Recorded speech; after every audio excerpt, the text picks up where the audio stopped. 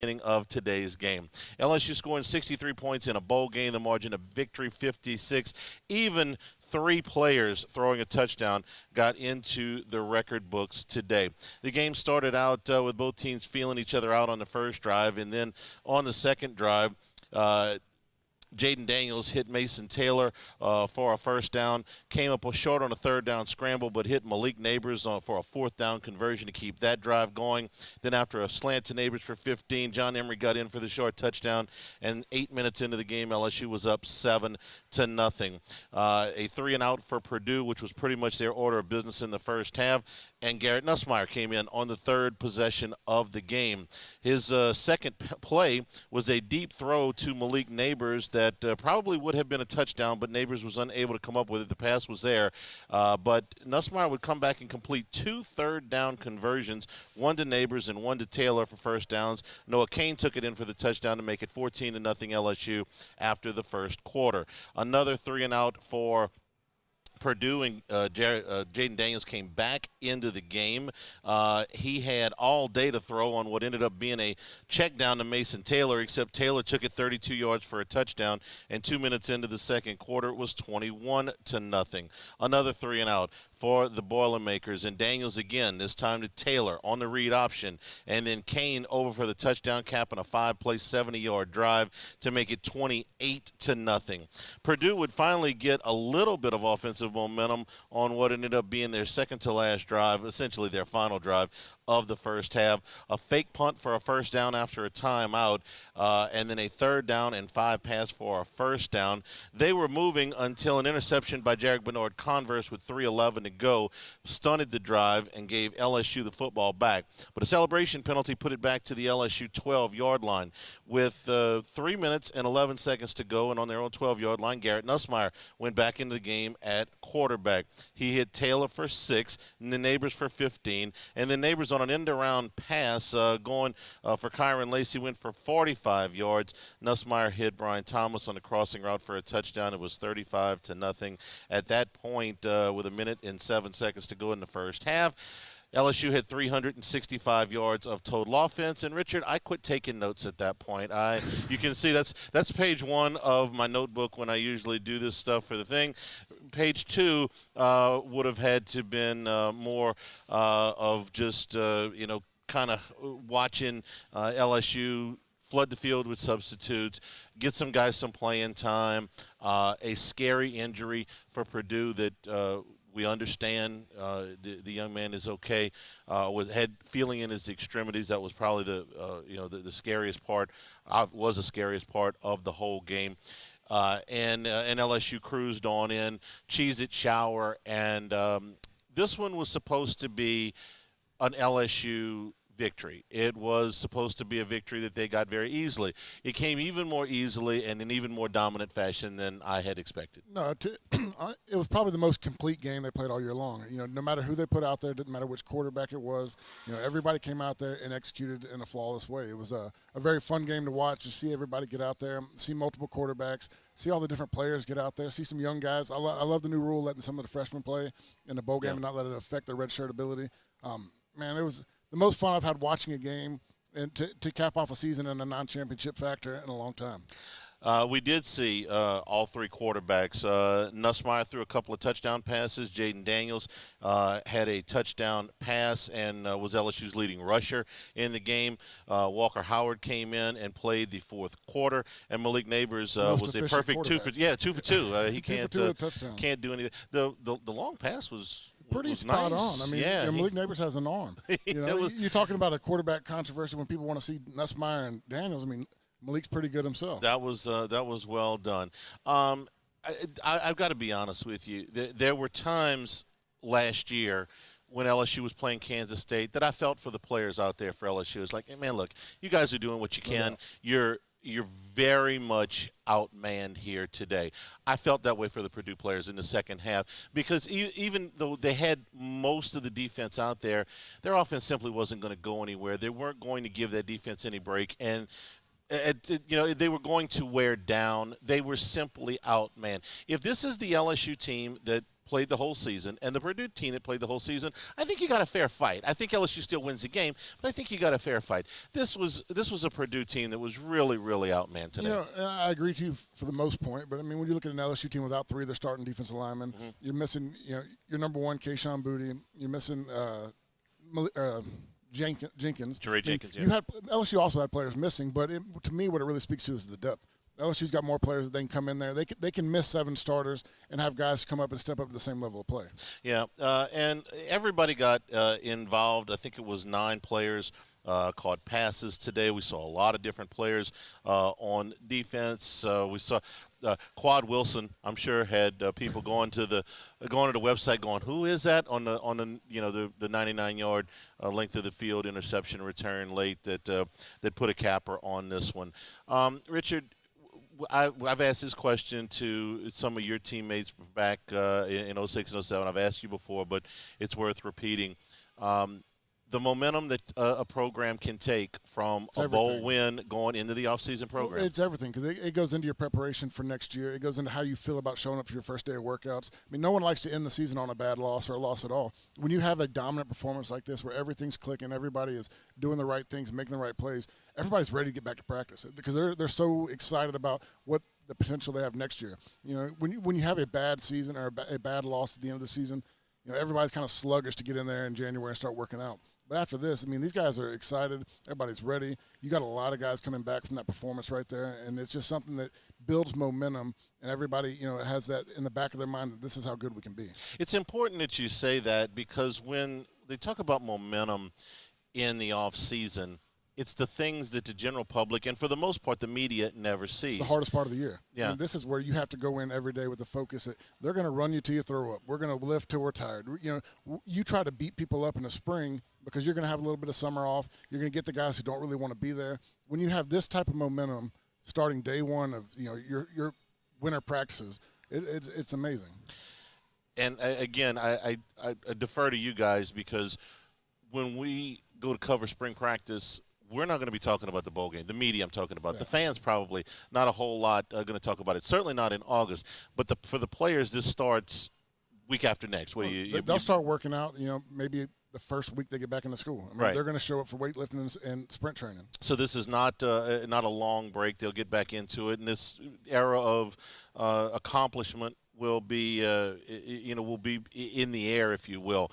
You're going to have a large portion of the signing class there in the spring. 15 players will be there in the spring. You're going to have your transfer portal guys that are coming in. So there's a lot of momentum here. And for Brian Kelly, we're about a year. We're not about a year. We're exactly a year away, a year past that Texas Bowl against Kansas State. Yeah. And it was like, okay, here it is, boss. You got 39 players on the field today. You got maybe another 10 when you get back that either were redshirting or injured that you're going to get back. You got to build a whole staff. You got to build a whole recruiting class. And then you got to go play in the SEC West. And a year later, 10 wins, SEC Western title, win over Alabama, big win in the bowl game. I don't know how much better it realistically could have gone. No one would have, no one would believe you if you said this a year ago. And it's one of those seasons, like I told you earlier, this is the most fun I've had watching a non-championship season as far as the national championship. Just the guys getting better each week, everybody progressing, and just seeing really, the type of team that Brian Kelly's put together. I mean, the depth they had today to play without 7 starters and still have a dominant performance. It was just, great all around. When you're not expecting it, it's even more fun. It is. The LSU game in the grand scheme of things here in this day of college football was a laugher. This game was over for all intents and purposes at the end of the first quarter, certainly by the middle of the second.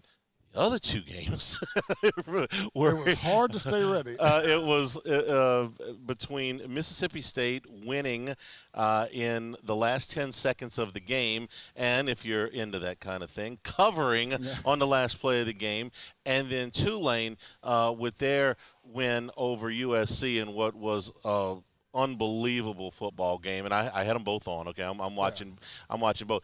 For Tulane to come back was an unbelievably exciting game, and we're watching a very good Rose Bowl right now, which is tied at 14 as we're just about 3 minutes to go to the half. So it's been a fun day of football. If you're a football fan and LSU fan, if you're an LSU fan, you got to relax a little bit. Yeah. This was in no way stressful in any way. The other games, you know, where you're watching and maybe you got a little a little coin on the game, but you're like, oh wow, that's really fun to watch, and my team's got it wrapped up. I told you the amount of times I wanted to flip the channel because I was like, you know, we're going to do the show later, but these other games look a lot more interesting. Well, they were. They were certainly a lot closer. Brian Kelly, after the game, a couple things. Number one, he did say that they have had conversations with all three quarterbacks and expect all three quarterbacks for the spring. So what can I say other than I take the man at his word? And he's had the conversations with the kids, and nobody else has, to my knowledge. Yeah. So that's what we're expecting. Things can always change in college football, but that's what we're expecting. He also said, and just soon get this out of the way right now, that he did not have there are no coaches or support staff that have done anything but meet the highest standards set by the program. Again, I wasn't there. I don't know. I've certainly seen the rumors. I've read what everybody else has read. I wasn't there. This is what the man said after the game. If those things change, we'll get to it. That's kind of where we are. You got to take him for his word at everything at this point. He's in full control, and he's a guy that's proven that we're going to trust whatever decision he makes at this point. Yeah, or there people that screw up sometimes and have to be disciplined. Yes, they'll pay for it. Yeah, so that's kind of where we are. One thing real quick, the coolest thing in this whole bowl season for me, you know, with Mike Leach passing, the honor and respect that every college football program that was great has given him. I love the Mike sticker on the LSU helmet today with the cowbell. I mean, I'm a Mississippi State guy at heart. Sure. I love that. You know, watching, you know, the other games, just people wearing the state sweatshirts. I mean, it was so much respect for him that, you know, he's touched so many different coaches in college football that everybody got to, you know, represent him in a certain way today. Well, and I'll tell you, probably the coolest story that I heard, and it was on during the broadcast of the state game, was that Zach Arnett, the new coach, got a call from Pat Fitzgerald, who is the coach at Northwestern. Pat Fitzgerald got the job at Northwestern when Randy Walker passed away suddenly of a heart attack. And I think Fitzgerald was 31 at the time, and he's a Northwestern alum and a legend up there. He's one of the best players ever to play for that program. But at a very young age, he was thrust into something that, you know, came about very unexpectedly. He called Zach Arnett and said, if you want to talk, you want some advice, I can share with you what I went through. I thought that was really cool. I don't know if they know each other from somewhere back, but I thought that was a really awesome. Cool gesture by Pat Fitzgerald. We'll take a break. 499-9898 is the number to call on the LaBerge hotline.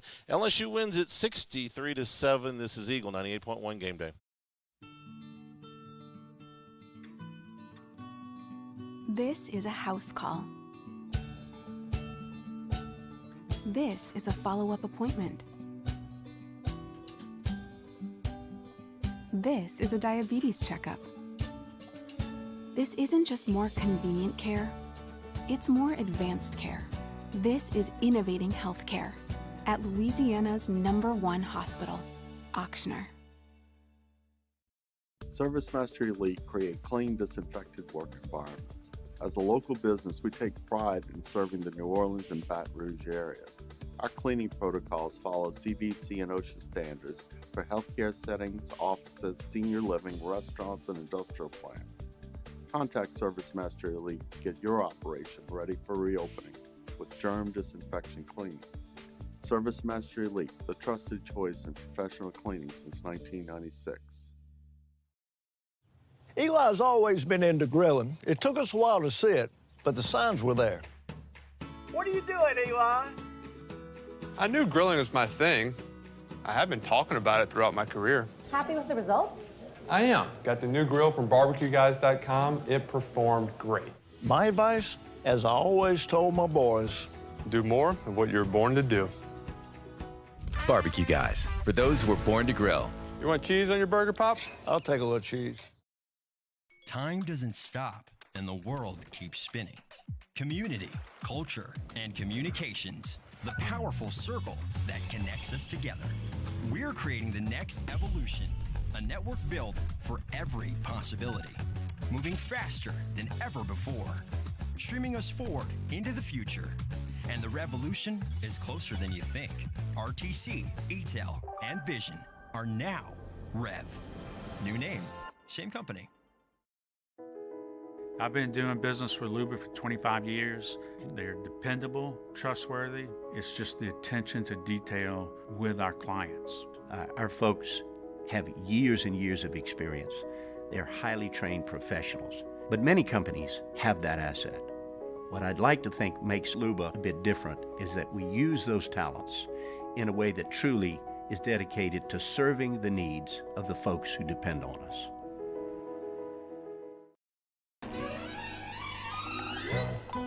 Le posso offrire un caffè? Le posso offrire un caffè? Andiamo insieme da me, non c'è. Call Mr. Electric today for electrical repairs, upgrades, and installations. Toyota in Opelousas is here to help you ring in the new year with no markups, and you'll never pay over MSRP.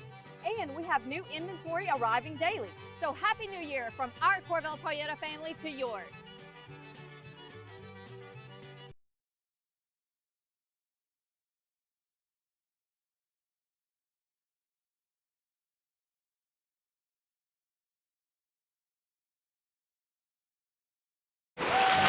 Or surprising loved ones in a RAV4 hybrid. You made it! And seeing their faces light up when you pull up to their home. Dealer inventory may vary. Offers are subject to change throughout Toyotathon, which ends on January 3rd. See your participating Toyota dealer for details. Toyota, let's go places. And we're back to the action. Mike's picked up beer for the game. He's ready to check out. But wait, he's left his wallet at home. But what's this? Mike's got his home bank debit card and his mobile wallet, making payments quick and contactless. Plus, with a home bank mobile app, he can get instant balances, deposit checks, and send money to his friends to help cover the pizza. Talk about a winning game plan. Visit home24bank.com/mobile to learn more. Home Bank, member FDIC.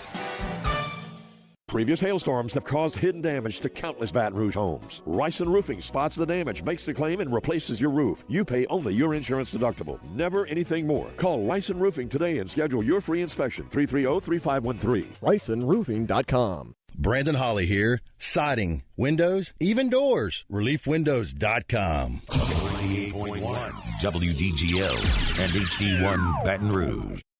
98.1.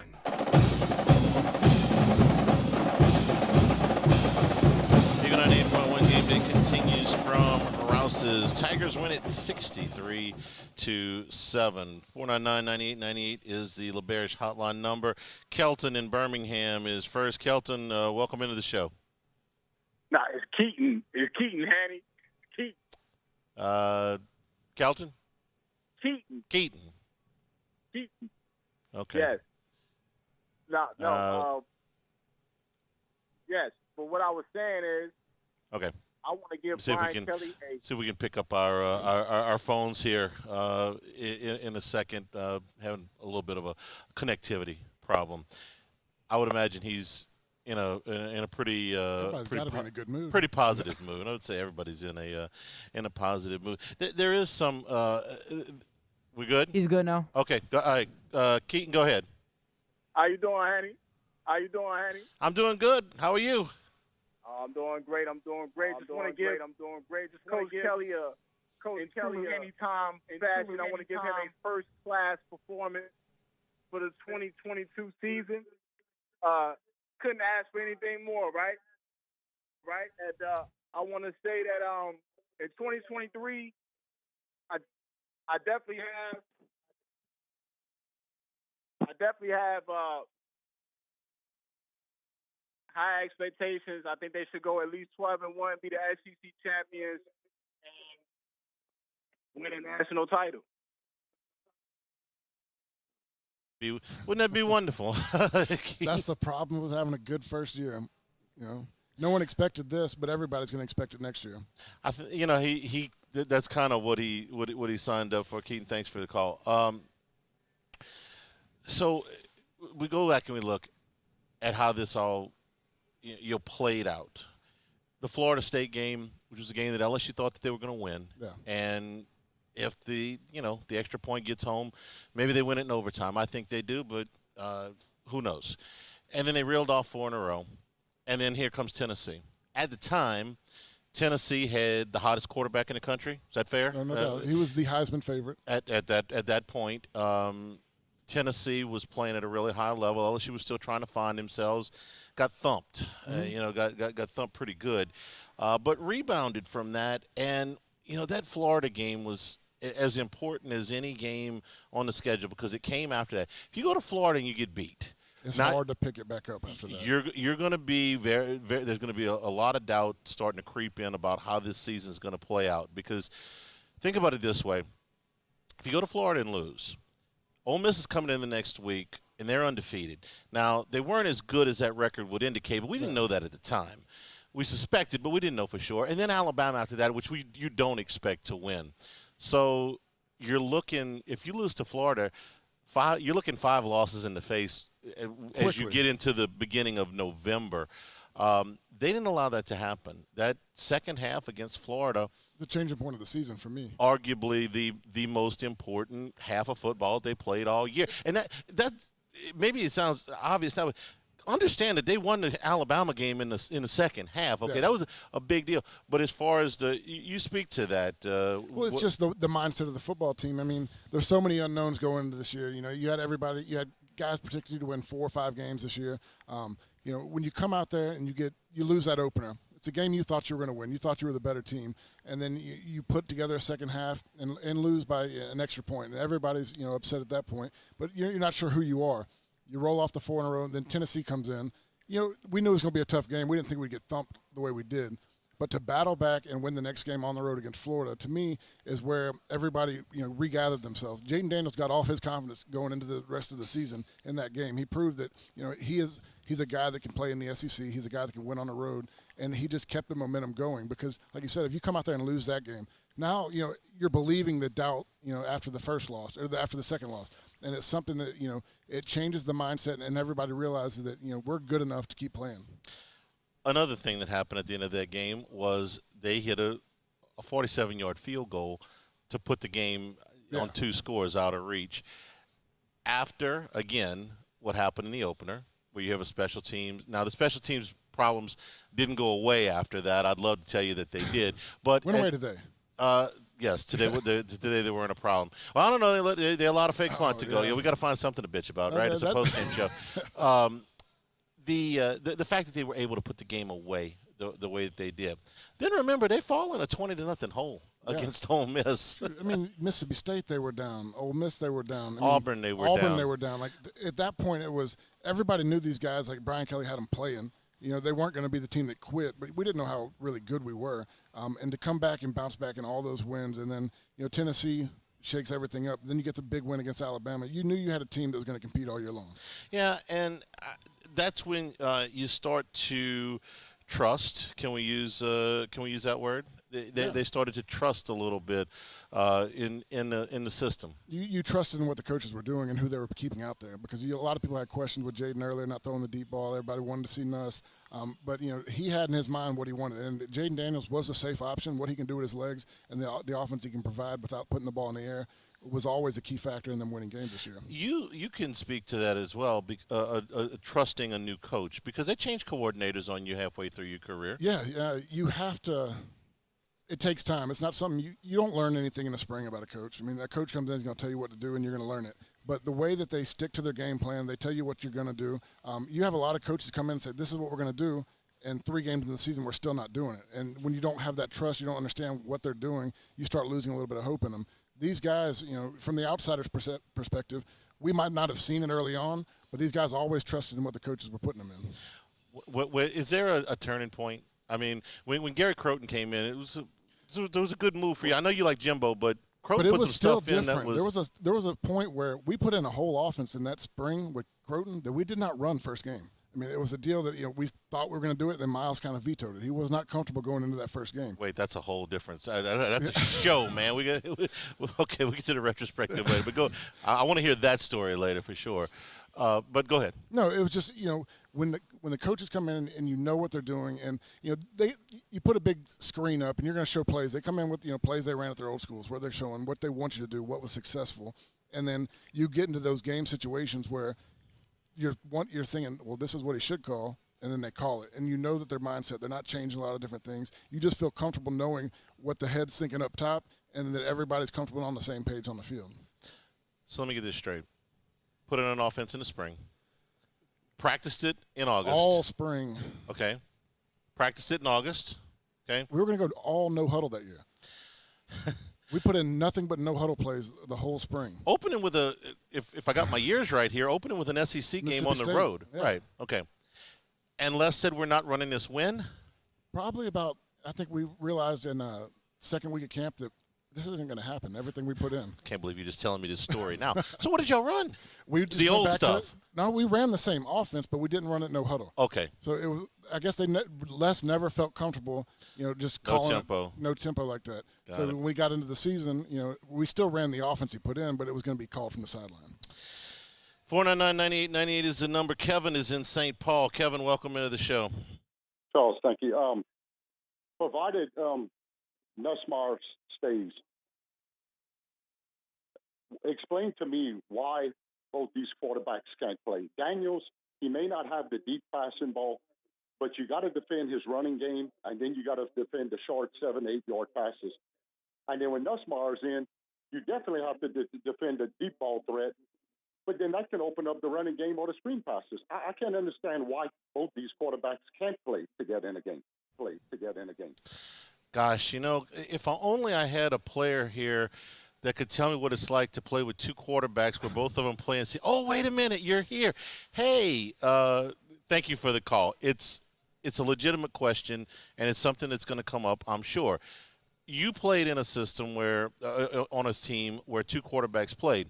Now, Matt Flynn was clearly the starter, but Perilou played significant snap. I mean, they just bring him in at the end of the fourth quarter. We knew when Perilou was coming in, and we knew what he was coming in for. Okay. It's a little bit different when you talk about Jaden Daniels as your starter, is the runner. He's the guy that's going to run the ball and do all the stuff with his legs, and then you're bringing in a guy with an arm. It's harder for me, in my opinion. When you're a passer, you want to be in rhythm. You want to be throwing the ball all day long. You want to know your receivers, know the speed of the game on the field. And to me, it's a lot harder to bring a guy in off the bench to throw the ball versus bringing a guy off the bench to run the option. And, when we did it, Matt was going to throw it, hand off. He was our base quarterback when we played. When Perilou came in, we had option plays. We had a couple trick passes in where he would throw it off an option fake, play action. Yeah, you did that once. And that's a lot easier. For a passer to come in off the bench, it's a lot harder to get in your rhythm. You're putting a lot of pressure on a guy to come in cold and throw the ball deep. What about the mental aspect? The mental aspect is tough. I mean, when Nussmeier comes in, he's thinking he's coming in for one or two plays, and you're going to throw it deep. Well, then you start to build that everybody knows, when he comes in, it's a deep ball. And it's a lot harder to do from that aspect. If Nuss was the guy and he was playing every down, then, yeah, easy. You bring Daniels in to do some run games and then still throw off of it. But the opposite way is it's not as easy. I understand what he's asking, which is you have these two quarterbacks. They both have a skill set that you can win with. Why not use them both? And on paper, that looks great. What I'm saying is that, you can use them both. It's easier to use them both when the second option is your run option. Yeah. The guy with the legs that can make plays. And then, he's going to make a few plays with his legs, then you're going to trick him when they all think that he's running the ball and throw it deep.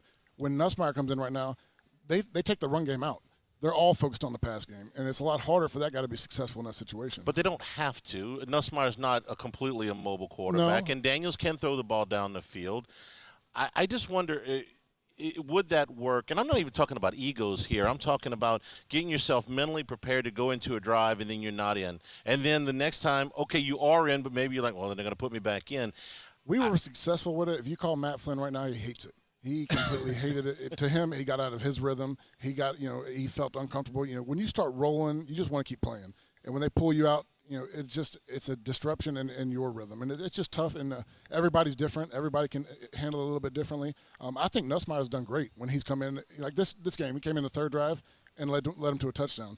Nussmeier's a different mentality. I mean, he's a guy that I'm excited about. I hope we get to keep him, but I'm a little bit nervous that we go in game one with a starter. So there could be some changes after spring.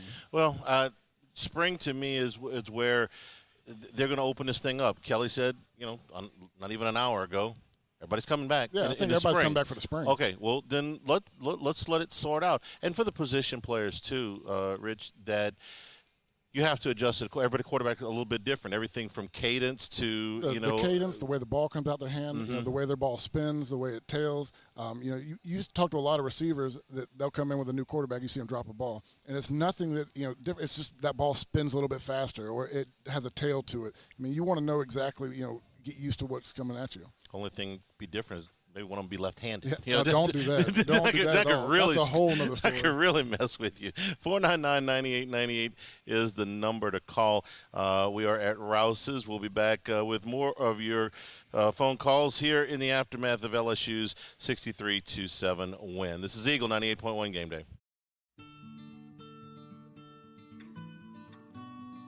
This is a house call.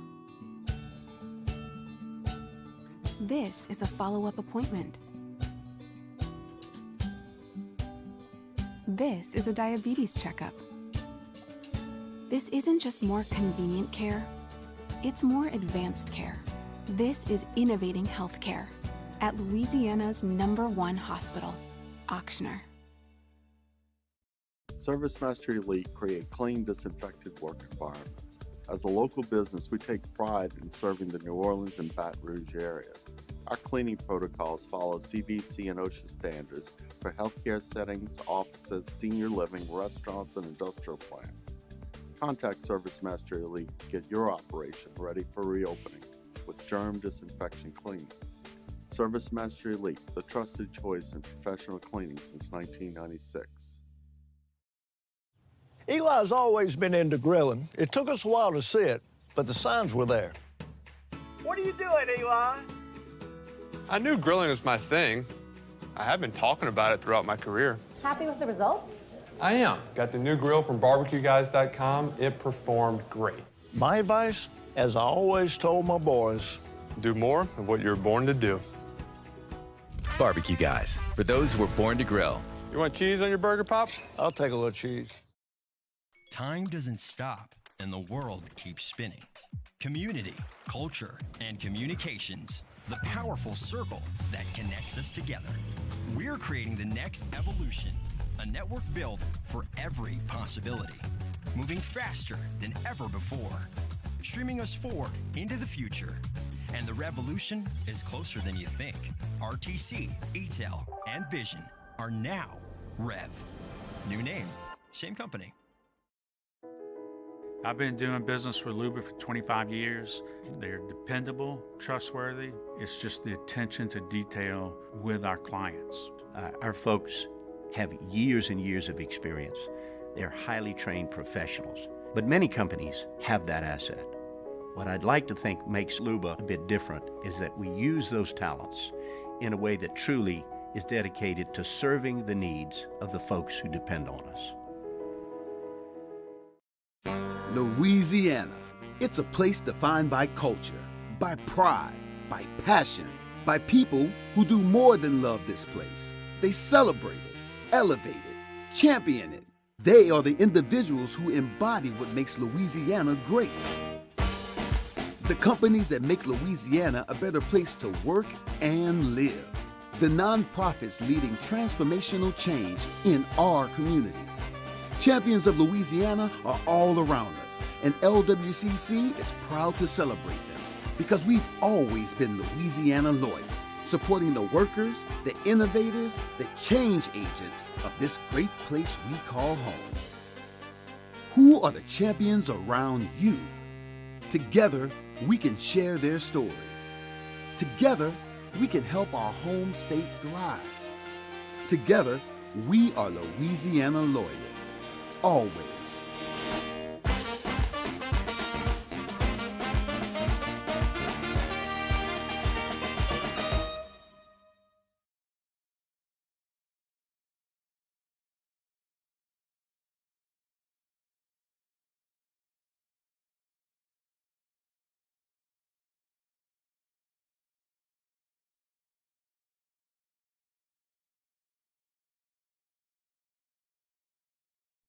98.1.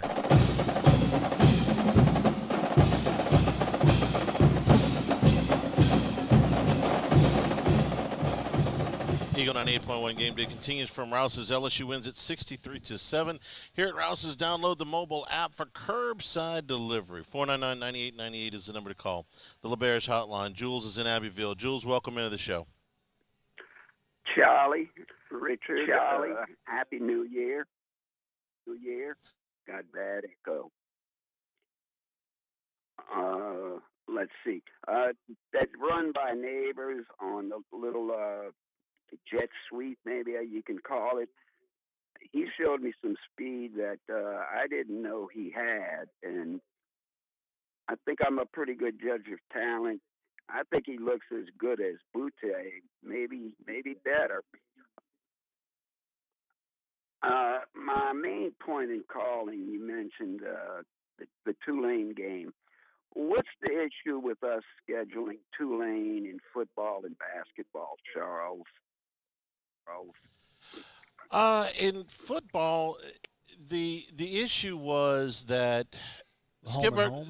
Well, it was a 4-for-1, and Skip Bertman signed that deal because he was committed to playing the in-state schools, and he liked the idea of going down to play a game in the Superdome every 5 years, and that's how the 2007 game came about.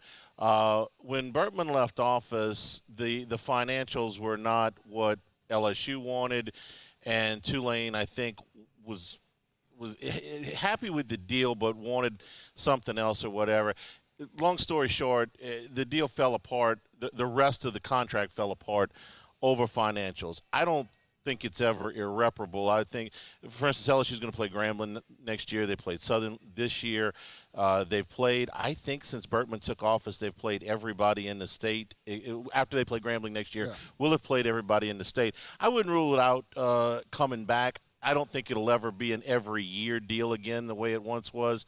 As far as basketball goes, I don't have a good answer for you. The Tulane basketball program has been down for a long time. I mean, the last really, really good teams they've had down there was when Perry Clark was the coach. Not that, look, LSU's played bad in-state teams before. So I'm not sure I've got a great answer for you on why they haven't played them in basketball. All right, Jules, thanks for the call. Malik Nabers is somebody that this is where the fans kind of have to trust us a little bit. It's like, man, you go out on the field in August and you're like, wow, look at this guy. He can really make some plays. You see plays like that. And he goes out and he fumbles twice in the first game. And you're like, uh-oh, okay. And maybe that set him back a little bit, although they went back to him on that last drive. I think he is a number one receiver waiting to blossom. And I think next year he's that guy. There's no doubt. I think he's a guy with a lot of athletic ability, a lot of stuff that you see that just jumps off. Your eyes pop when you watch him play. But I also think he had a lot of growing up to do as far as a football player. And I think that he's one of those guys that his ability was better than his talent at the time, and he's gotten better each year. Each week. Even when you go back to the fumble punts. They came back to him the next play, and he caught 2 passes on the next drive. He's a guy that his mentality has grown. It's gotten stronger. And, I think he did show a lot of people his speed today. I don't know if anybody knew he had that type of speed, to break one out for 75 yards. Unfortunately, I watched him return punts in August and went, wow, that's going to be really good. And then it wasn't. Always different in the game. Right. And the athletic ability's always been there. I think the ability to catch the ball's always been there. Remember that this passing game didn't start to catch up with the rest of the unit until about halfway through the season. And when it caught up, seemed to be the number one go-to guy. He was, and I think he's a number one receiver. I think he'll be the number one receiver. Well, he led him in receiving this year, but I think most people considered Butte the number one guy for most of the year, even though the numbers didn't back that up. But Kayshawn had done that in the past, and up until the point where he got hurt, he was the number one guy. I think Nabers is the number one guy now. But I think you've also got about 4 or 5 guys out there. It's a strong receiving core. You got a lot of good freshmen coming in. And like I said, to end the way they ended this season, they're going to start throwing the ball in 7-on-7 in about 3 weeks. And these guys are going to get things rolling and just build off that confidence. Describe to me what happens in these off-season things, because you've told me this before. 1 year it was really good, and 1 year it really wasn't. When everybody So they didn't get to where they wanted to be this year. And they just touched the potential. They know what they can do. They all have trust in the coaching staff. Everybody feels good about the direction the program's going in. And when you have that type of confidence and that type of momentum, everybody's coming back in January with one goal in their mind, and that's a national championship. And when people work towards that and they have that drive and that energy, it creates a great football team. I think it was Keaton earlier that said, well, we're expecting that's what the players are for going to next expect. year. Okay, yeah. That's right. Next September, when they go to Orlando to play Florida State, we're only going to spend about 8 months talking about this game, but it has the potential to set the table for the entire season. And we've seen LSU in some of these years where they've had that big game early, and they went out and they played like nobody's business. You guys, when you beat Virginia Tech, when the 11 team beat Oregon, when the 2019 team beat Texas, those early season wins, first, second, can really catapult you up. At the same time, if you lose, and there's no doubt there's a revenge aspect to this game. Mm-hmm. I mean, everybody – we didn't know who this team was in that first game, and everybody was disappointed in the loss. We didn't know who Florida State was. Everybody looked at that Florida State from previous years, and we're like, this is a win. We can go out there and win. And these guys are embarrassed because they know that they're a better football team than what they showed early on in the season. And to hindsight is Florida State's a 10-win season too. I mean, they won 10 games. So you're going to go into this game with a little bit of chip on your shoulder that they took away something from you last year. But you also have more respect for who that team is, and you're going to go into it even more prepared. It will be. I'm doing this blind, but I can't imagine that there's going to be a better returning quarterback matchup if Daniels is a starter. Let me not get ahead of myself here. But if it's Jaden Daniels against Jordan Travis, that's the odds on, that's going to be the top quarterback matchup in week one. And because it's week one, it's going to be all summer about, hey, here's these two quarterbacks. They're both going to be probably top. Travis will be top probably 5 Heisman odds. Daniel's probably not much further behind him. But both of them, I feel very confident, top 10 Heisman odds for next year as long as Daniels is named the starter. If it's Nussmeier, then not. But that's going to be that game that's going to be hyped up. And both teams will be ranked in the top 15, maybe. Probably top 10. Top 10. I think now that LSU has won this game and if Florida State won their game the other night, maybe 11 versus 9, but it could easily be 6 versus 8 or 7 versus 10, something like that. It'll be in that ballpark. And look, you'll have LSU's attention. Jordan Travis, going into that game last year, was looked at as a little bit of an inconsistent quarterback, kind of erratic. Well, not anymore. A guy that's one of the top quarterbacks in college football going into next season, and they. And not for nothing, this story will, make its way around the recruiting. Has already made its way around the recruiting circles. But there was more than one player in the transfer portal that both of these schools wanted that ended up at Florida State. Yeah. Okay. So one defensive lineman in particular, but there's going to be a lot there. But past that, Richard, next year I've gotten used to September being one big game and then a kind of a bucket of yuck. Yeah. Okay, you're going to go through these games that nobody's interested in.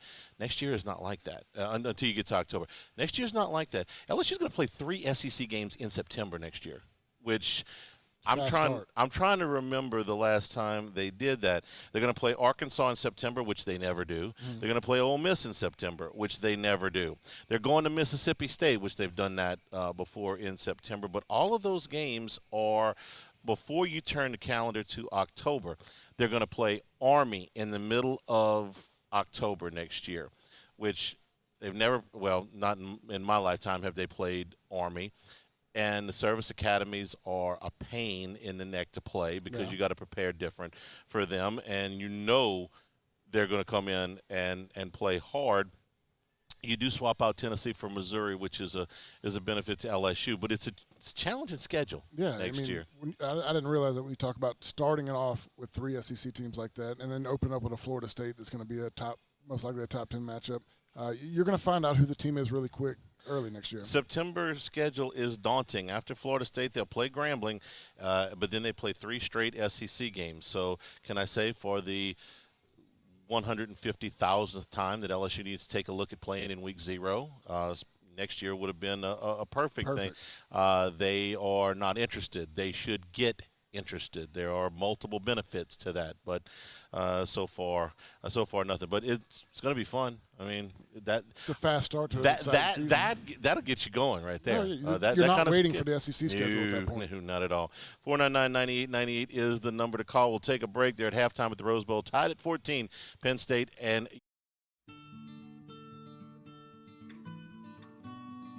This is a house call.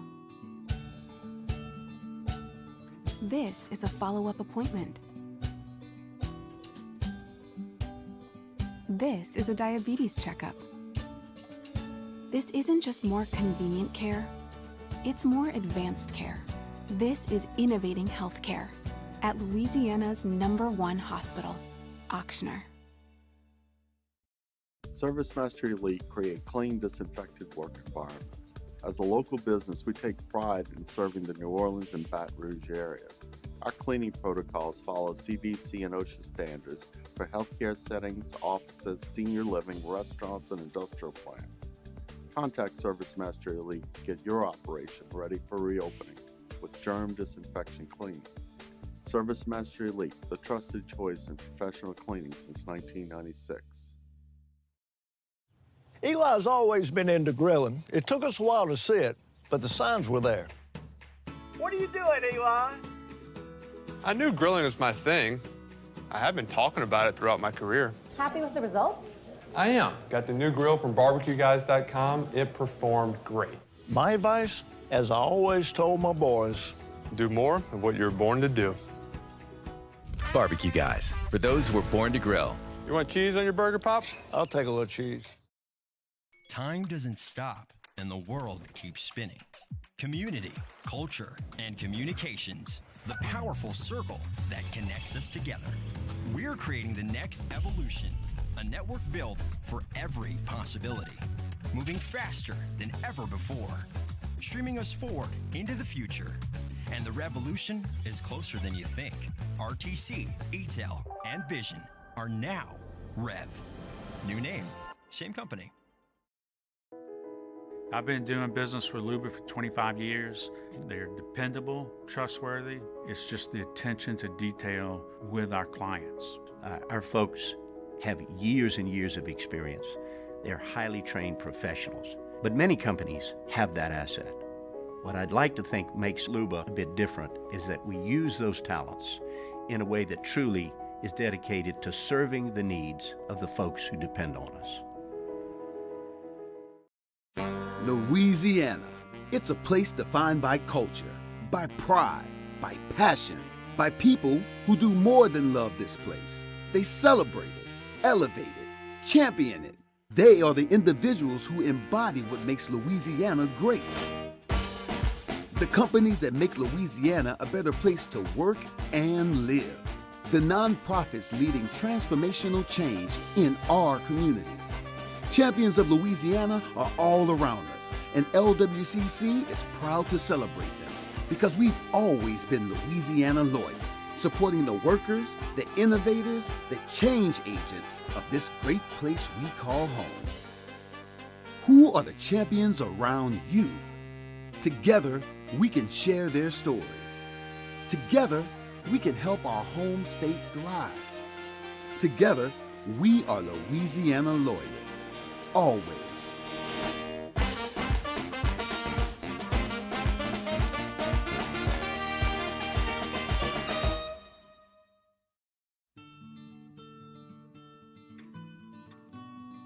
This is a house call. This is a follow-up appointment. This is a diabetes checkup. This isn't just more 98.1.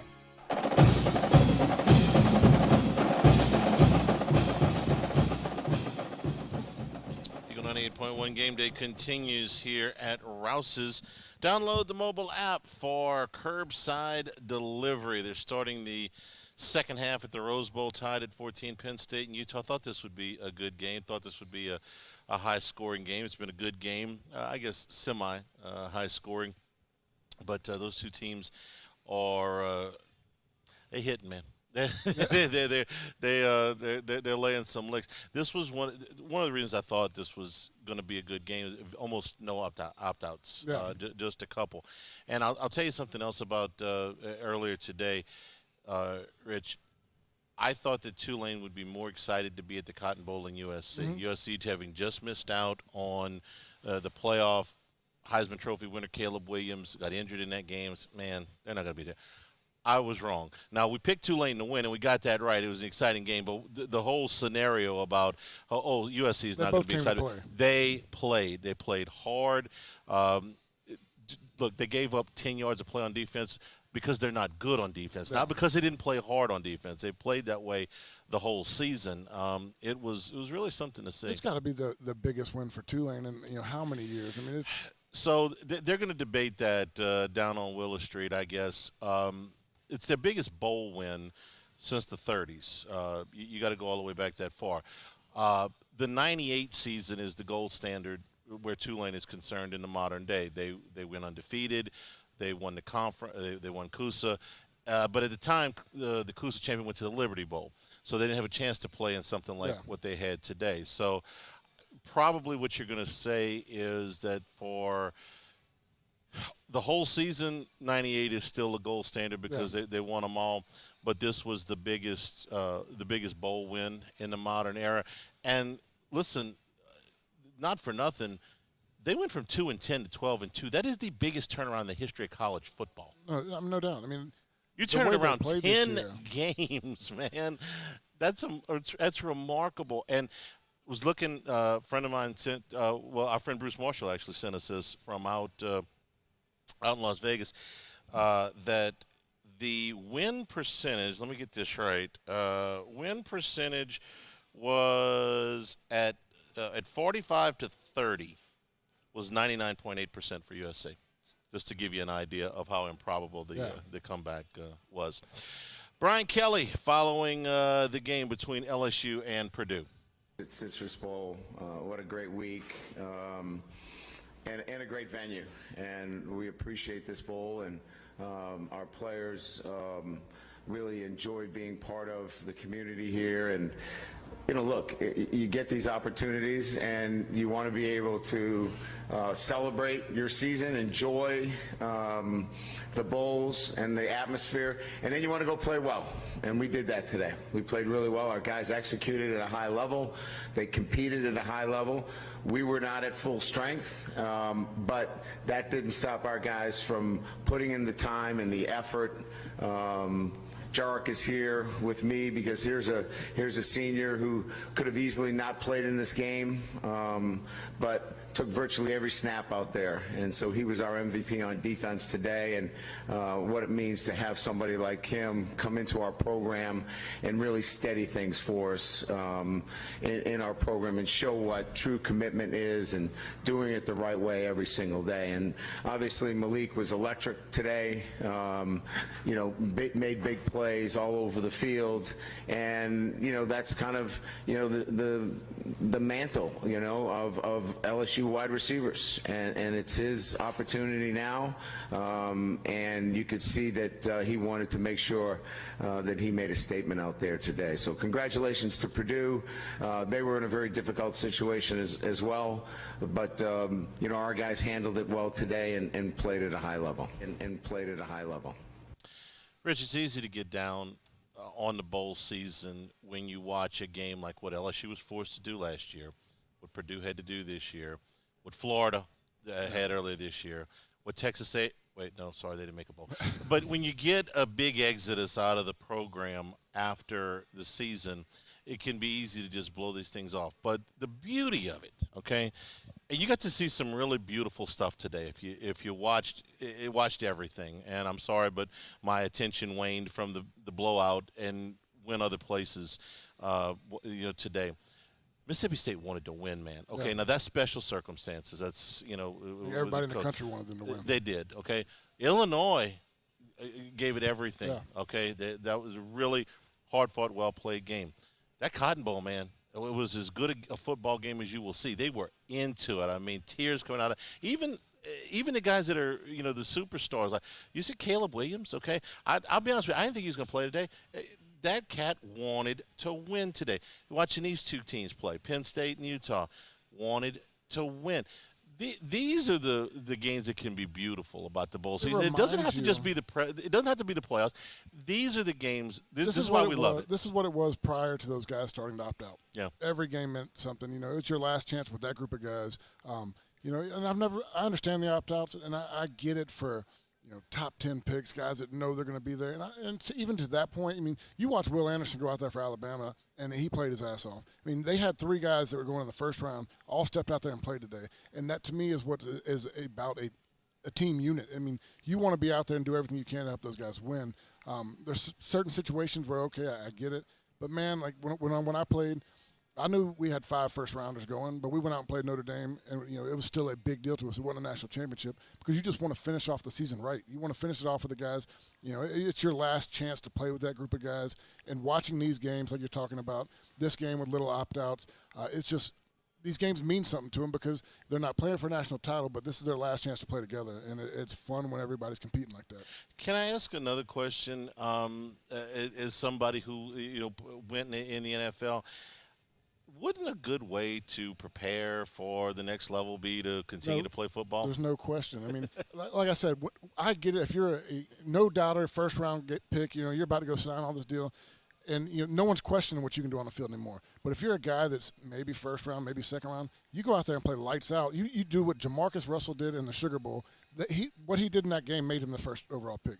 I mean, he came out there and played lights out, threw 4 touchdowns, and that's what I want to see from players. That's 100% accurate. I remember the lead up to that game, and Brady Quinn. There was a lot of people that thought during that season that Brady Quinn was going to be the top quarterback off the board, maybe the top player overall. And then when we got to New Orleans, it was like, hang on a second, where's Russell going to go? He's really kind of moving up. Quinn's still, you know, okay. But, well, in that game, Russell went up. Quinn went down. Yeah.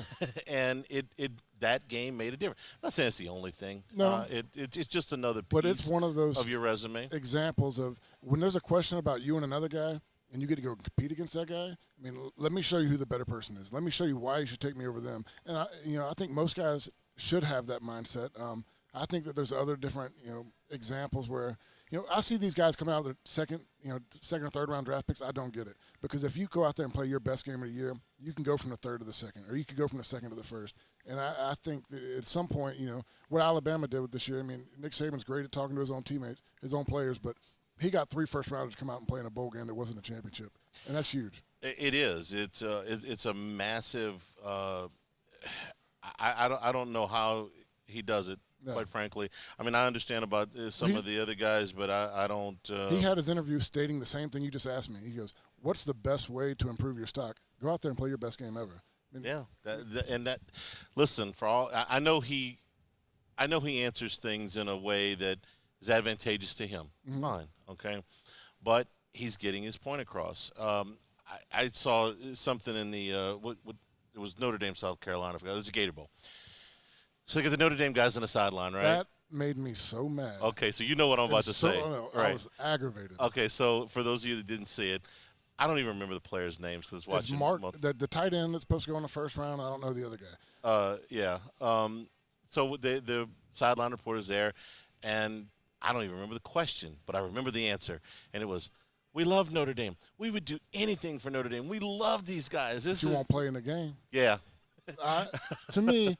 And I was looking for it, and I didn't see it on TV, and I'm not trying to talk bad about any LSU players opting out, but as a football player and as a guy that, you know, once you get to the game or you get to the site, it's all about winning. You know, to me, it's nothing else. It's another game that I want to win, and I don't want distractions. I don't want to see guys that help me get all the way here and then quit on me at the last minute, sitting in street clothes, playing around, making jokes, drinking Gatorade. Taking selfies. I'm like, I would want to fight them instantly. So get off my sideline. Get off the sideline. You're not part of this team right now. You were part of this team, but, you know, right now. We wanted you to be here. Yeah, you chose not to. We were hoping you would be here. And if you're going to not play in the game to get ready for the NFL draft, then quit wasting time being at the game, hanging out with the fans and doing all your stuff, because that's not what you're doing. You just didn't go. You just don't want to get hurt.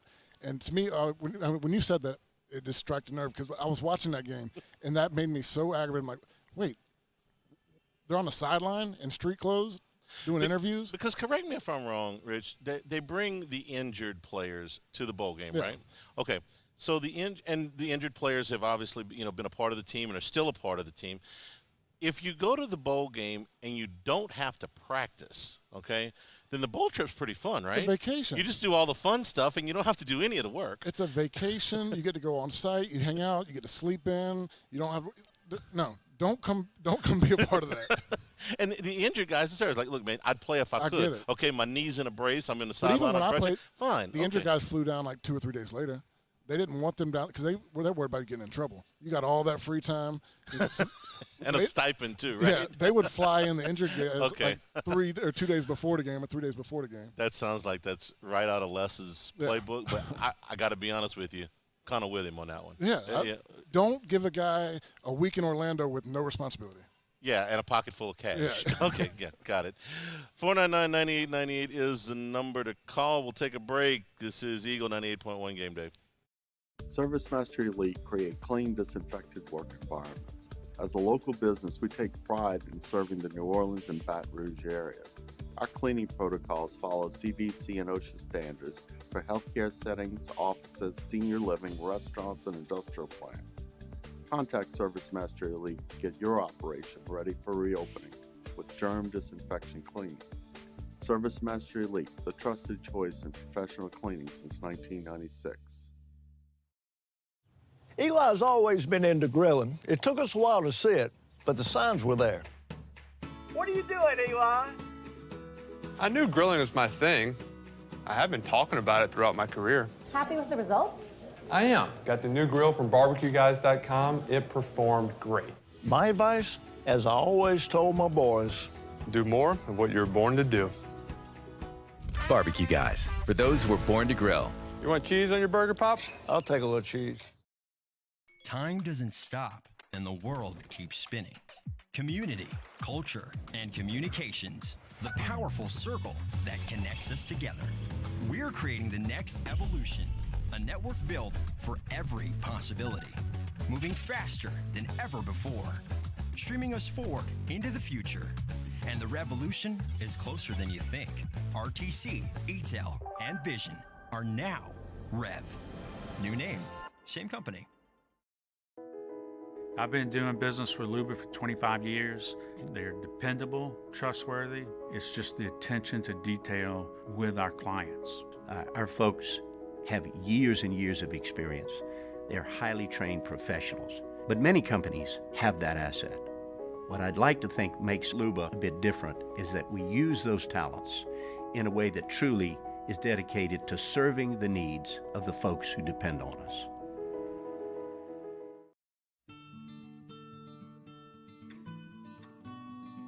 This is a house call.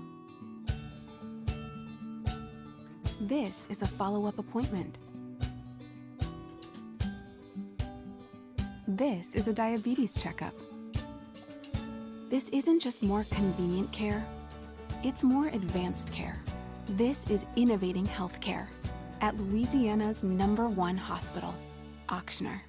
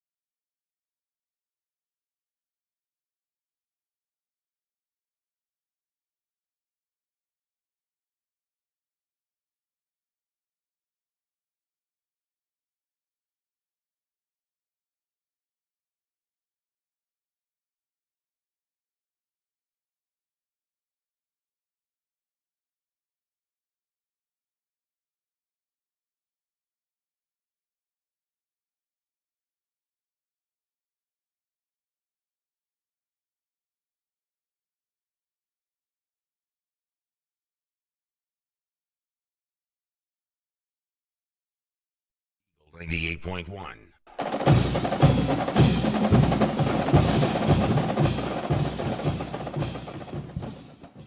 Eagle 98.1 Game Day continues here from Rouse's. Download the app for free, the mobile app for free curbside delivery. Penn State with a long touchdown run has gone up on Utah 21-14.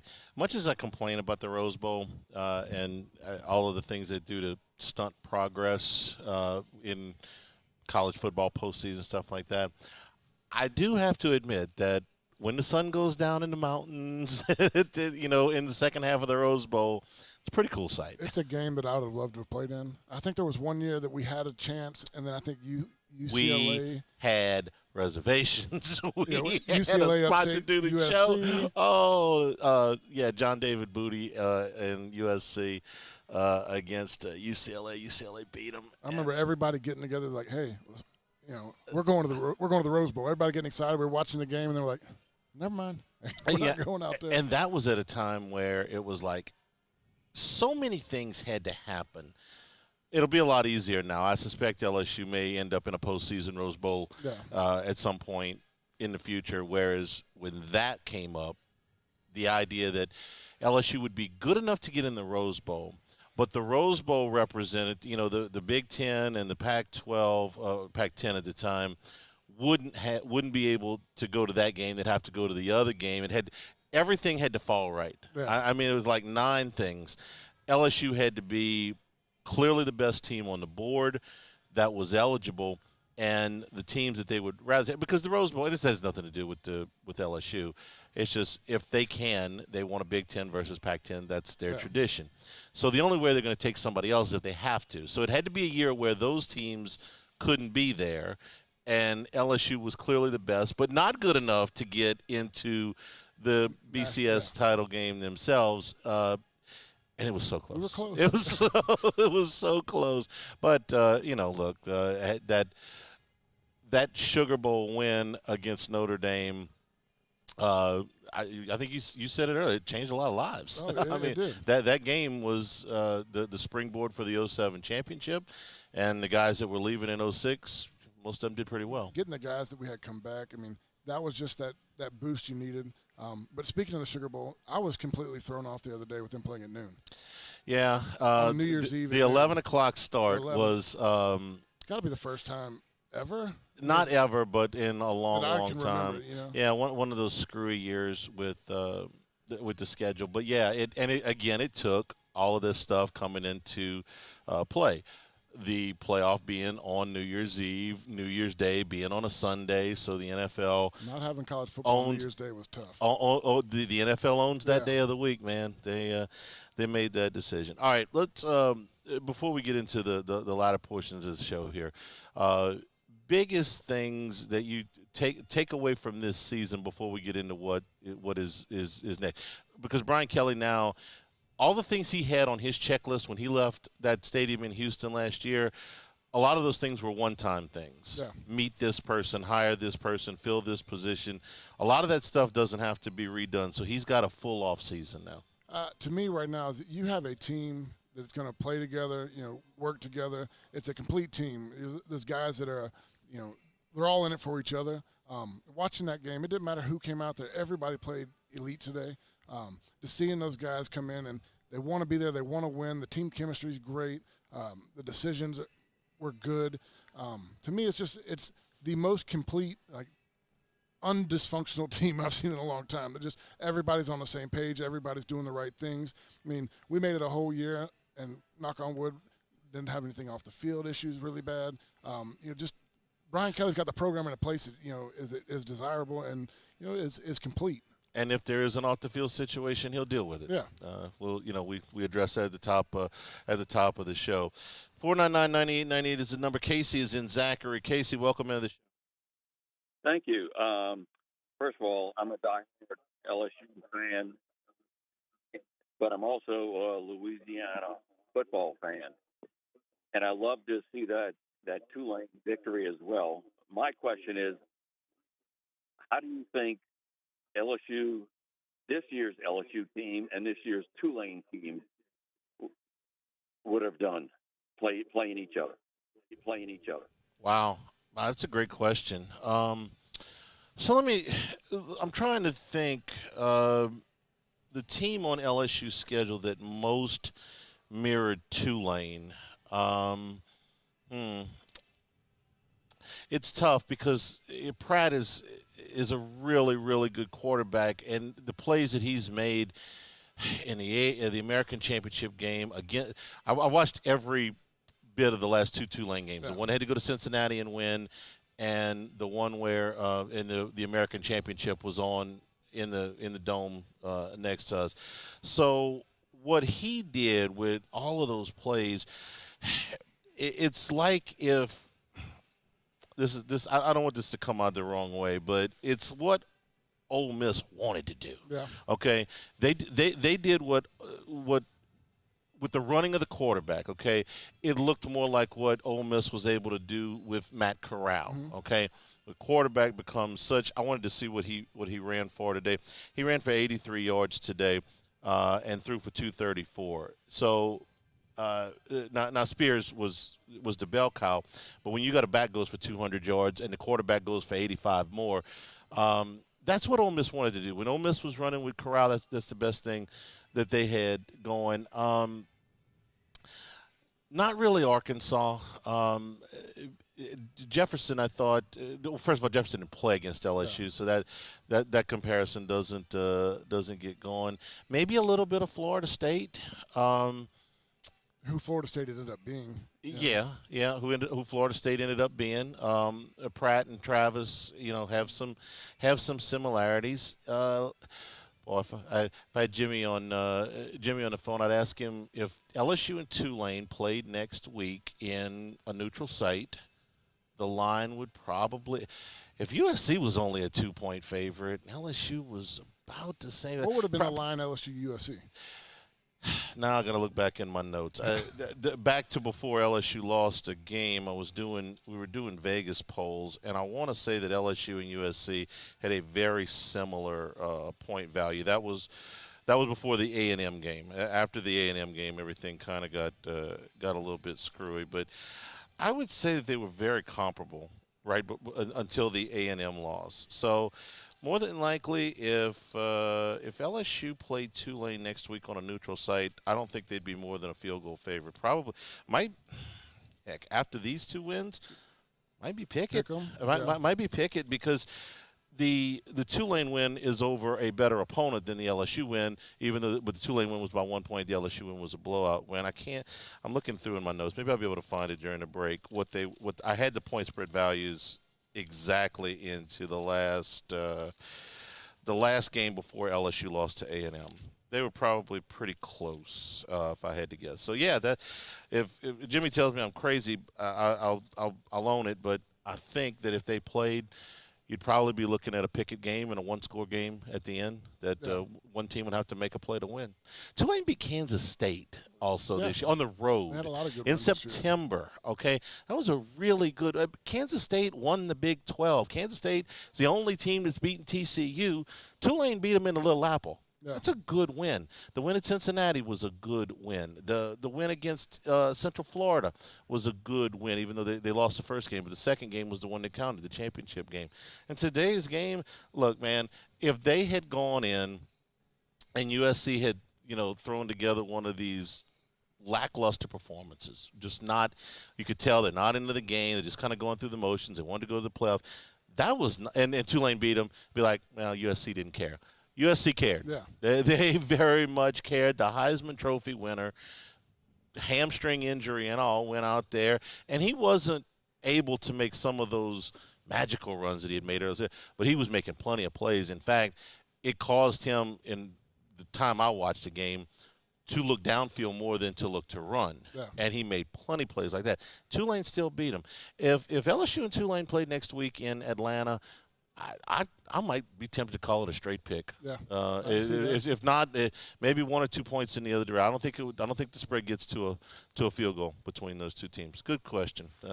Penn State with a turnover takes over the ball. They are just shy of midfield, leading 21-14 over Utah in the Rose Bowl. We'll take a break here at Rouse's. This is Eagle 98.1 Game Day. Protect your home with dependable roof repair and service. GarciaDidMyRoof.com. WTGL and HD1 Baton Rouge. Louisiana. It's a place defined by culture, by pride, by passion, by people who do more than love this place. They celebrate it, elevate it, champion it. They are the individuals who embody what makes Louisiana great. The companies that make Louisiana a better place to work and live. The nonprofits leading transformational change in our communities. Champions of Louisiana are all around us, and LWCC is proud to celebrate them because we've always been Louisiana loyal, supporting the workers, the innovators, the change agents of this great place we call home. Who are the champions around you? Together, we can share their stories. Together, we can help our home state thrive. Together, we are Louisiana loyal. Always.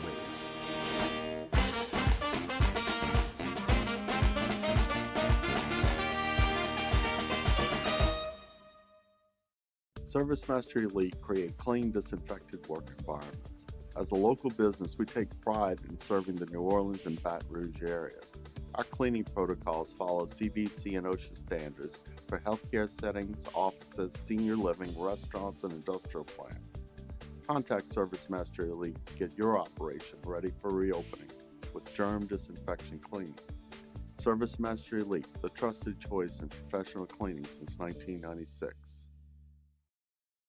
Eli's always been into grilling. It took us a while to see it, but the signs were there.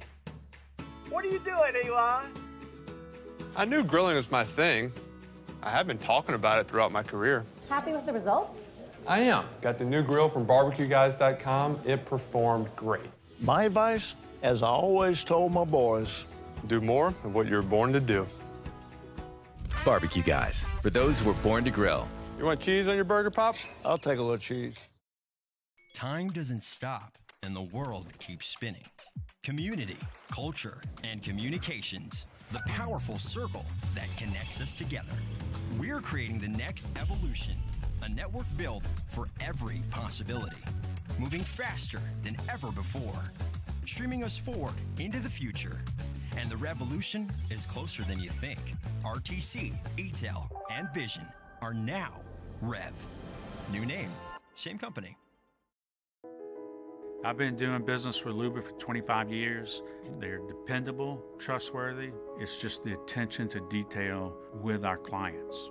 Our folks have years and years of experience. They're highly trained professionals, but many companies have that asset. What I'd like to think makes Luba a bit different is that we use those talents in a way that truly is dedicated to serving the needs of the folks who depend on us.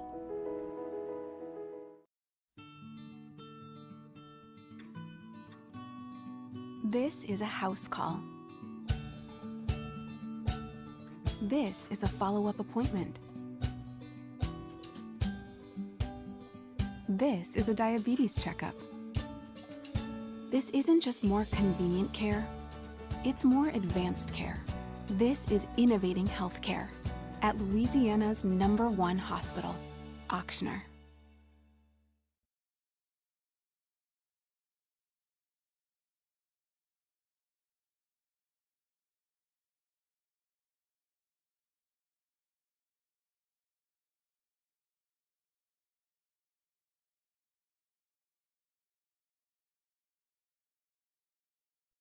Eagle 98.1.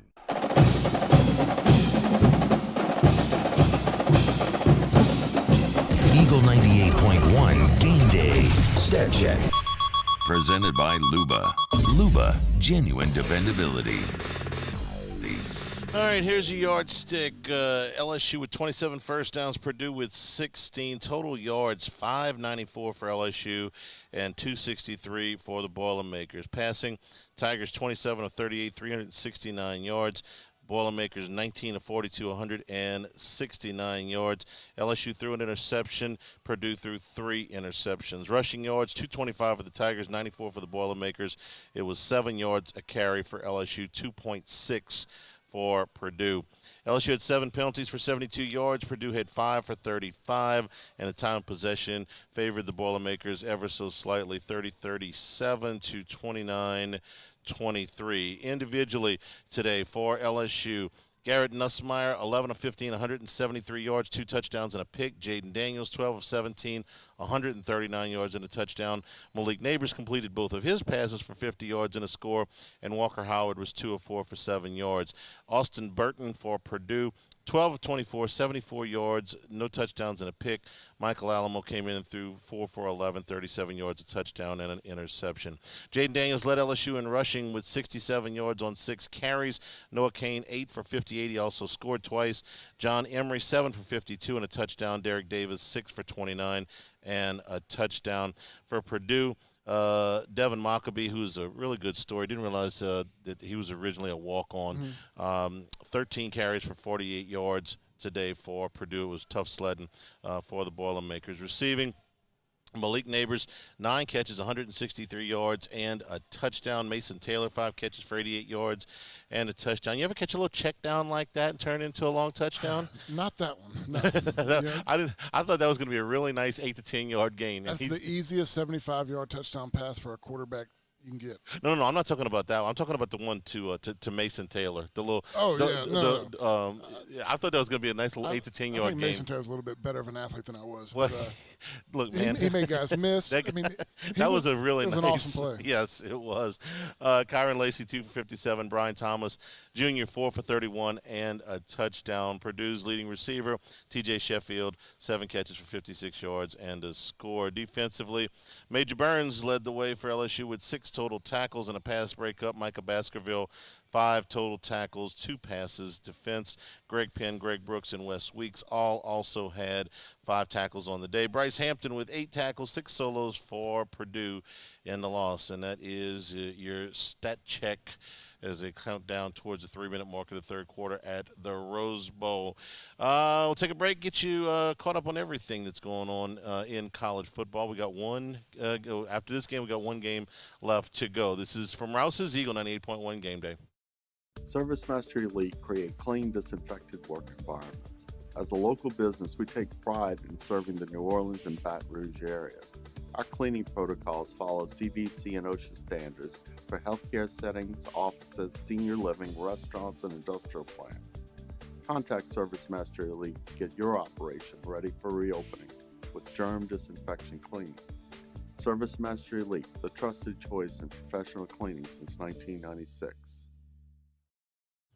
Eli's always been into grilling. It took us a while to see it, but the signs were there.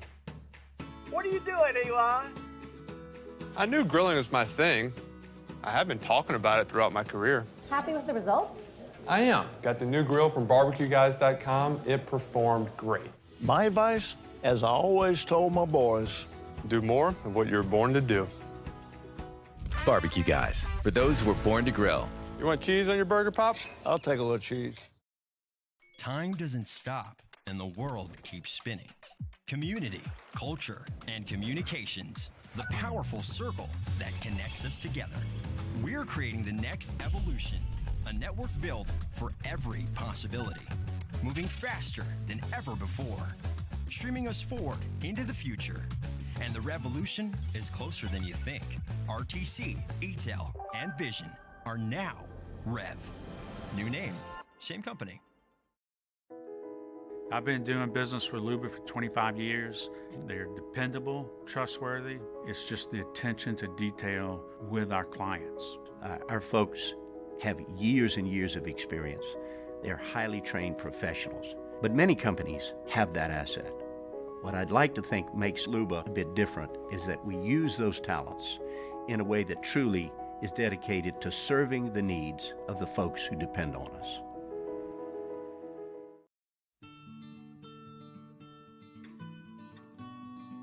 This is a house call. This is a follow-up appointment. This is a diabetes checkup.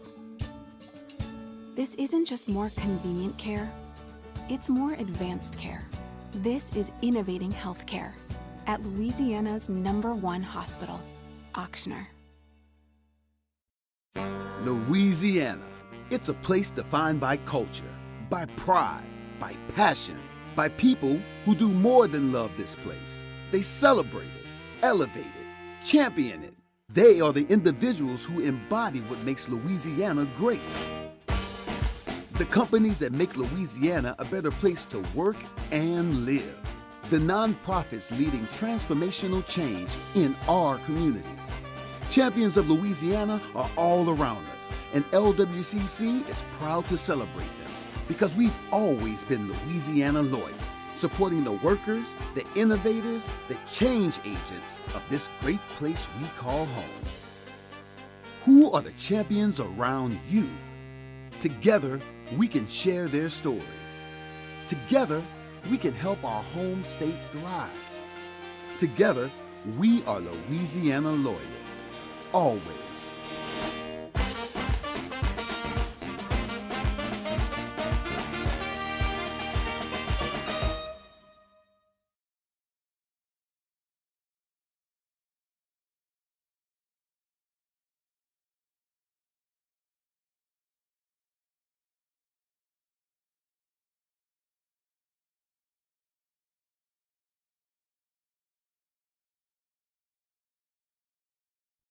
Eagle 98.1. The Robinson Brothers Ford Lincoln College Football Scoreboard. Robinson Brothers Ford Lincoln, on air line under the giant American flag. All right, we'll give you the bowl scores going back to right before the holiday weekend. Number 15, Oregon beat North Carolina 28-27. Drake May threw 3 touchdown passes in that game. All right, I want you to write this down I'm good for post-game next year. 5 preseason Heisman favorites, okay, for the preseason. Going to give you Caleb Williams, who won it this year, of course. Going to give you Bo Nix, who had a really good year. Going to give you Jaden Daniels and Jordan Travis, who we gave, and Drake May from North Carolina. That's my 5. And pretty solid. I love Jalen Daniels at Kansas. I just don't know that Kansas is gonna. Who's Alabama's quarterback next year? See, we don't know. And if you put in Ohio State quarterback, Alabama quarterback, Georgia you always have a shot. Yeah. Up until Lincoln Riley left, it was an Oklahoma quarterback. This is before we watch anybody play. Yeah. That's just my 5. I'll see how I do. Duke beat UCF 30-13. That's in the Military Bowl. One of the craziest finishes you'll ever see. Arkansas beat Kansas 55-53 in triple overtime at the Liberty Bowl. That was, we talked about Tulane's comeback today, scoring 18 points in 4 minutes. Kansas did it in about a minute and a half, and got themselves into overtime. Actually got themselves into triple overtime. Jalen Daniels, who I told you, 544 yards in that game and 5 touchdowns. KJ Jefferson ran for 130 yards and 2 touchdowns. Texas Tech beat Ole Miss 42-25. Now, Ole Miss had the look of a team that wasn't like over the moon to be there, right? It was a team, like you said, when the guys just don't want to be out there. No one's really playing hard. They're not executing. They were there for the week and ready to end the season. The Texas Tech in the Texas Bowl.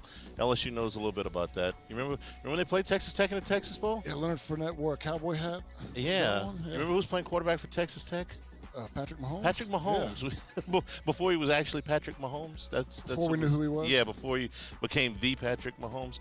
On the Alamo Bowl, number 12 Washington beat number 20 Texas 27-20. Quinn Ewers had a really big game, threw for 369 yards, but Washington was better. I probably should put Michael Penix from Washington. Give me 6. Yeah, okay. I forgot that when I had Michael Penix.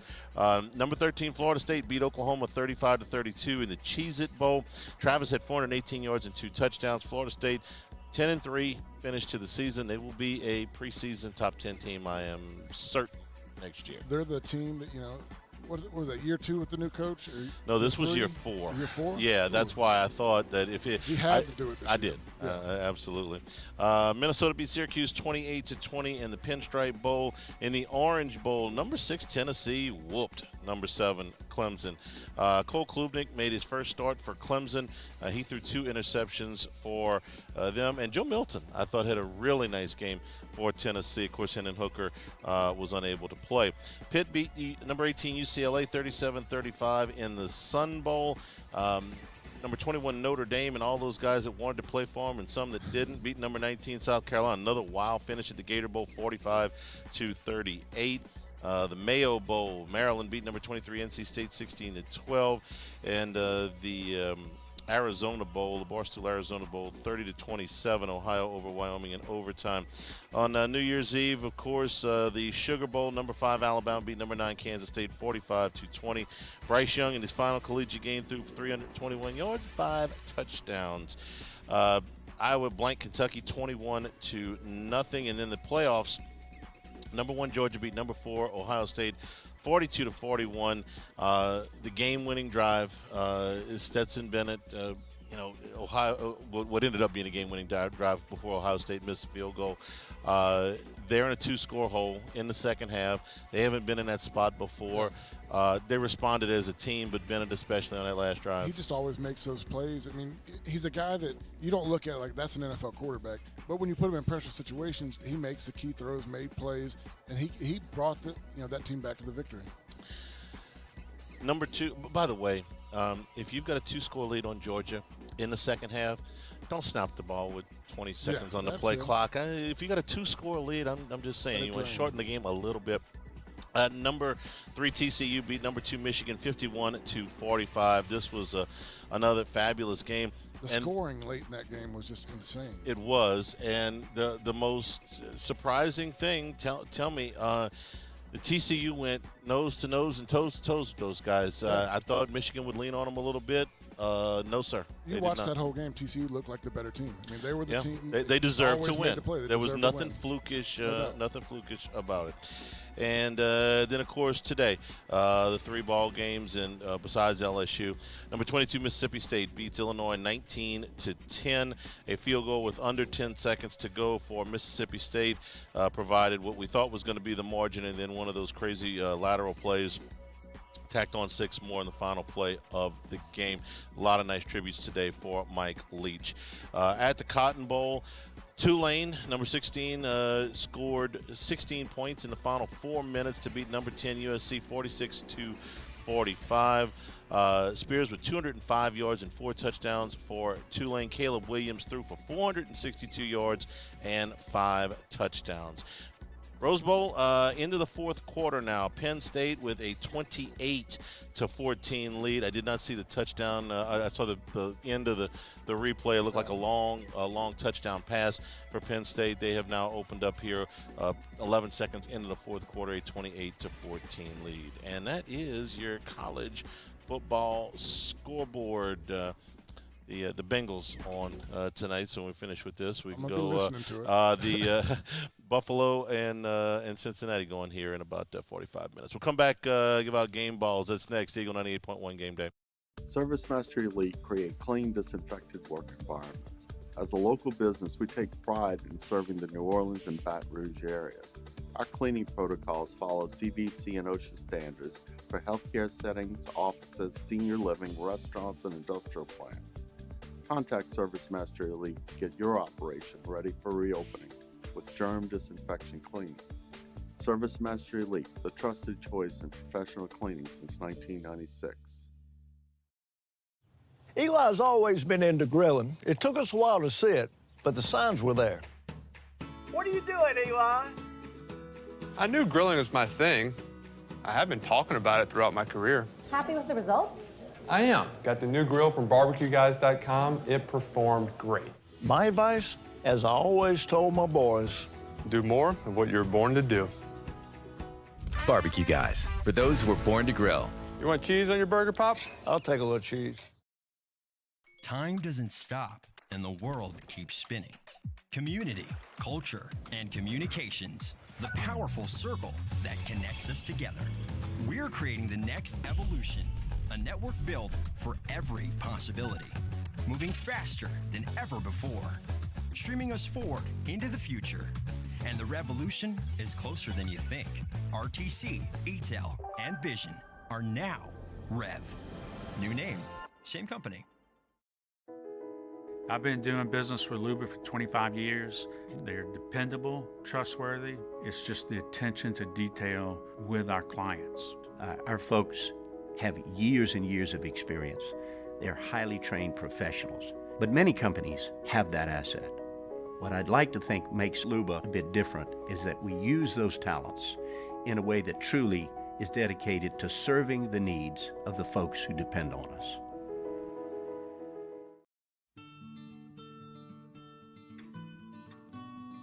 This is a house call. This is a follow-up appointment. This is a diabetes checkup. This isn't just more convenient care, it's more advanced care. This is innovating healthcare at Louisiana's #1 hospital, Auctioner. Louisiana. It's a place defined by culture, by pride, by passion, by people who do more than love this place. They celebrate it, elevate it, champion it. They are the individuals who embody what makes Louisiana great. The companies that make Louisiana a better place to work and live. The nonprofits leading transformational change in our communities. Champions of Louisiana are all around us, and LWCC is proud to celebrate them because we've always been Louisiana loyal, supporting the workers, the innovators, the change agents of this great place we call home. Who are the champions around you? Together, we can share their stories. Together, we can help our home state thrive. Together, we are Louisiana loyal. Always.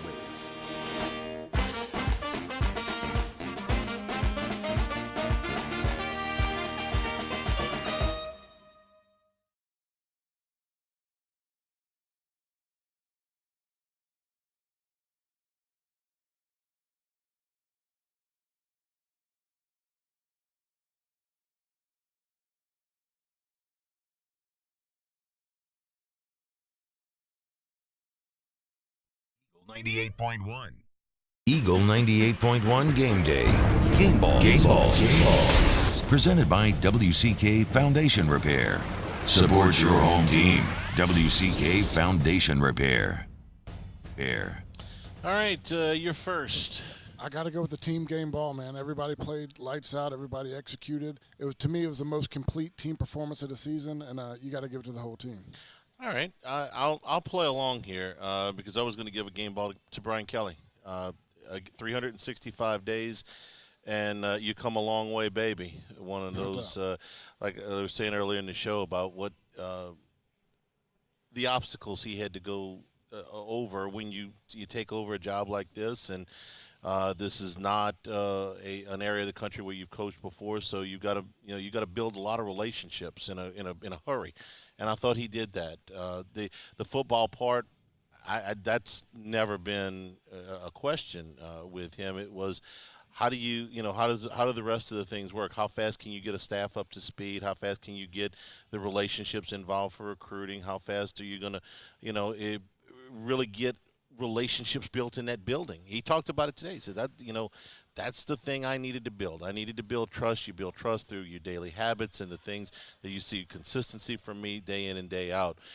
That is a process that can take a very long time, but it didn't in this case. So he got the respect of the whole team quick, and when you looked at those sidelines, you watched the way these guys played week in and week out. Everybody trusts the coach, and it seemed like everybody wanted to play for him, and that's all you can ask from a head coach. Again, that Florida game, you can buy into what a coach is saying, but for only so long before you have to see some tangible rewards for it. And I thought, that Florida game was like, okay, look, we do things this way. This is how we do it. This is how we do it. And then you go from there to beating Ole Miss and beating Alabama, and of course, getting into the SEC championship game. All right, some final thoughts when we come back here at Rouse's. LSU wins it today, 63-7. This is Eagle 98.1 Game Day. Service Master Elite create clean, disinfected work environments.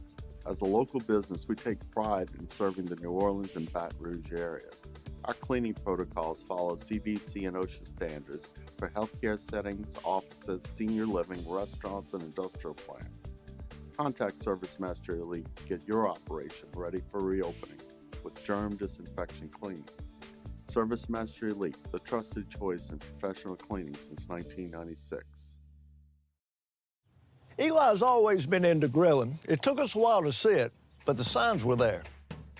What are you doing, Eli? I knew grilling was my thing.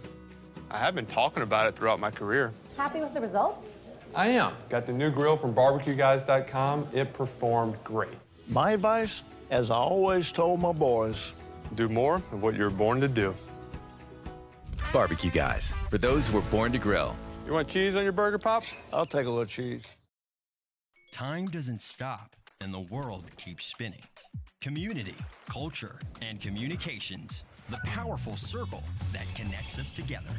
We're creating the next evolution, a network built for every possibility, moving faster than ever before, streaming us forward into the future. And the revolution is closer than you think. RTC, ETEL, and Vision are now Rev. New name, same company. I've been doing business with Luba for 25 years. They're dependable, trustworthy. It's just the attention to detail with our clients. Our folks have years and years of experience. They're highly trained professionals, but many companies have that asset. What I'd like to think makes Luba a bit different is that we use those talents in a way that truly is dedicated to serving the needs of the folks who depend on us.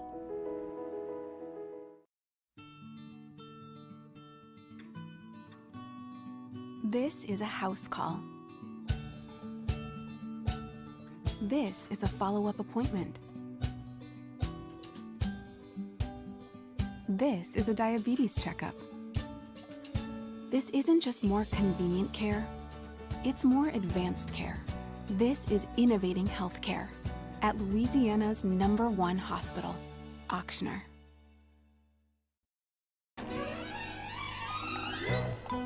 Le posso offrire un caffè? Le posso offrire un caffè? Andiamo insieme da me, non c'è.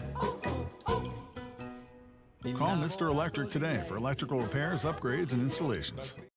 Corval Toyota in Opelousas is here to help you ring in the new year with no markups, and you'll never pay over MSRP. And we have new inventory arriving daily. So Happy New Year from our Corval Toyota family to yours.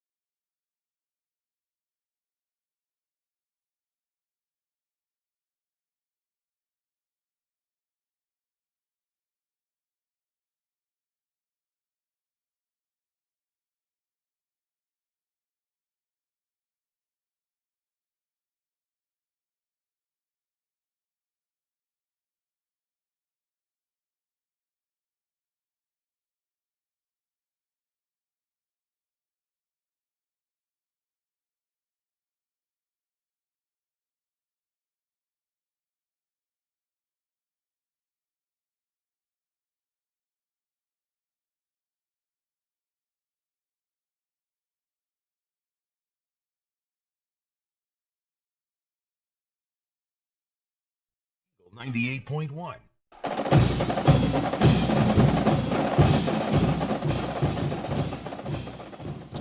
Wrapping up here, Eagle 98.1 from Rouse's. LSU, a big winner today, 63-7. I want to thank everybody on our staff for another terrific season.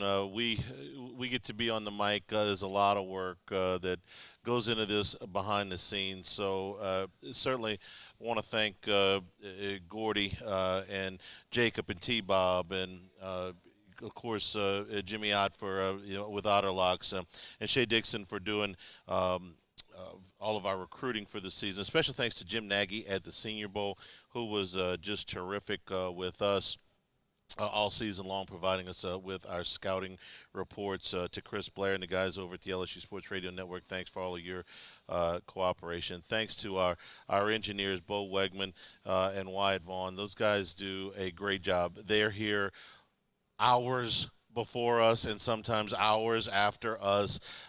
They do all the things that you don't see. It ain't easy. It's time consuming, and a lot of times it's frustrating. They do it with a smile on their face, and we really appreciate that. Likewise, the folks that are back in Master Control, Alondra Burial, Michael Patel's on the board tonight, Taylor Sharp. These guys and ladies have done a great job for us. They're in these seats for a long time. They got to listen to us for a long time, and they do that with a smile on their face. They're professional. They show up on time with a great attitude, and they're a big part of our team. So thank you to all of them. A special thanks to our host here at Rouse's all season long.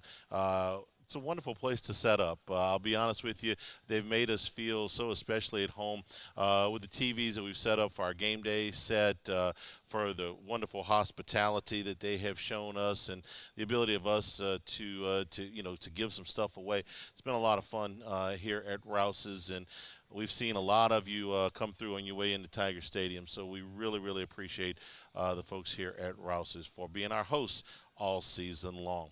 Final score once again: LSU finishes the season at 10-4, champions of the SEC West and champions of the Cheez-It Citrus Bowl. From all of us here at the flagship, I'm Charles Hanniger saying thank you and good evening. This has been Eagle 98.1 Game Day. The Rock Station. More rock. Everywhere I go, I put it on. They play the music I love. Eagle 98.1.